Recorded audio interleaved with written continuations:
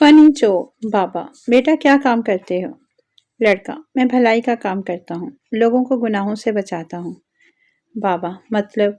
लड़का, लोग टीवी देखकर गुनाह करते हैं, घरों में दिन को एसी लगाकर जहन्नम की गर्मी को भूल जाते हैं, रात को एसी लगाकर अल्लाह की याद से गाफिल होकर सुकून की नींद हो सो जाते हैं, रोशनी करके कब्र के अंधेरे को भूल जाते हैं, मोबाइल चार्ज करके नामहरम से मोबाइल पर आशिकी करते हैं। मैं इनको ऐसा करने से रोकता हूँ। बाबा, वो कैसे? लड़का, मैं वापटा में हूँ बाबा जी। बाबा, लक लानत हो।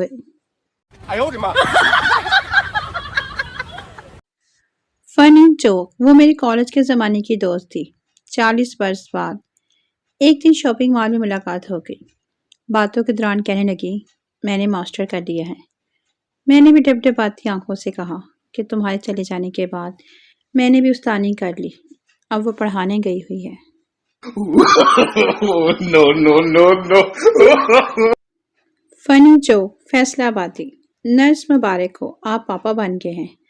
फैसलाबादी, मेरी बीवी को मत बताना, सरप्राइज दूंगा।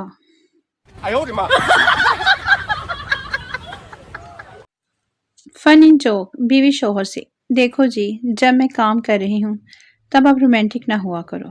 काम करती हुई मासी बोली, बेगम साहबा, मैं भी साहब की इस हरकत से बड़ी तंग हूँ।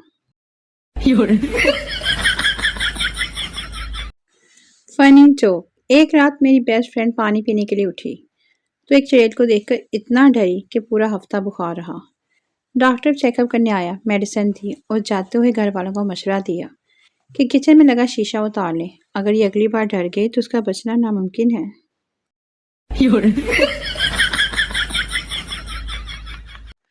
Funny joke. जब मेरी शादी हुई और उस रुखसती का वक्त आया तो दुल्हन की माँ और बहनें रोने लगी, मगर बेगम साहबा खामोश थी। मैंने बेगम साहबा से कहा कि आप भी रो लें, क्योंकि दुल्हन रुखसती के वक्त घर वालों से जुदा होती है तो रोती है, मगर वो ना रोई। फिर घर का दरवाजा आया। मैंने कहा, अब तो आपके घर वाले घर के दरवाजे पर आ गए हैं, अब तो रो लो, मगर फिर भी ना रोई। मैं फिर गाड़ी के करीब आकर कहा, अब तो रो लो, मगर वो ना रोई और गाड़ी में बैठ गई। और फिर जब मैंने अपना सिरा उठाकर गाड़ी में बैठा और जोजा मोहतरमा ने मुझे देखा तो फिर वो खूब फूट फूट कर रोई। No, no, no, no.